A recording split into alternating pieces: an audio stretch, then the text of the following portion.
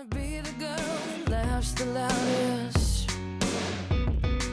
or the girl who never wants to be alone.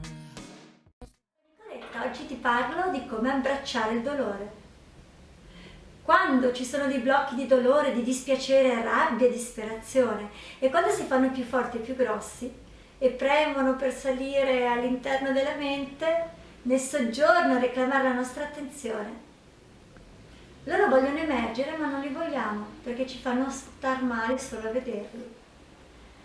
Ti sto leggendo in presa diretta, è la prima volta che le leggo anch'io, perché mi piace leggertele per la prima volta e poi spontaneamente motivartele. E non avendo nessuna voglia di affrontare questi blocchi, riempiamo il soggiorno con altri ospiti. Prendiamo in mano un libro, accendiamo la TV, andiamo a fare un giro in macchina, qualunque cosa pur di tenere occupato il soggiorno. Abbracciare il dolore e il dispiacere con l'energia della presenza mentale è come massaggiare l'anima invece che il corpo. Quando togli l'imbargo e i blocchi di dolore affiorano, ci tocca soffrire un po', almeno un po', e non c'è modo di evitarlo.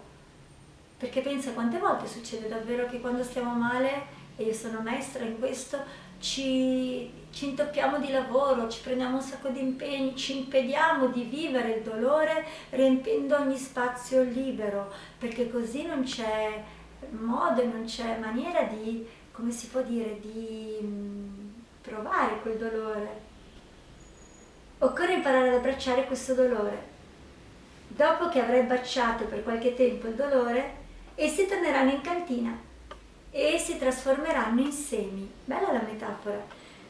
Se invitiamo il seme della paura ad uscire allo scoperto, siamo anche meglio equipaggiati per prenderci cura della rabbia.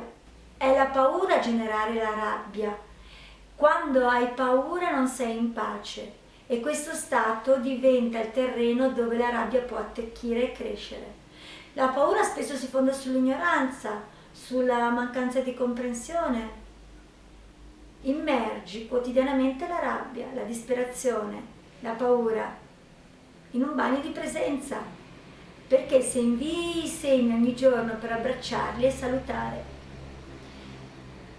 Cosa significa? Adesso si fa un po' troppo complicata la pilolina, ti dico cosa ho interpretato io da quello che ti ho letto. Quello che ti dicevo, spesso noi focalizziamo la nostra attenzione altrove quando stiamo male, focalizziamo la nostra attenzione a ciò che ci riempie, gli hobby, non so, il moto, il sub, che ne so, la lettura, il vedere delle persone con cui stiamo bene, il lavoro, però se non abbracciamo il dolore non riusciamo a imparare la lezione da quel dolore.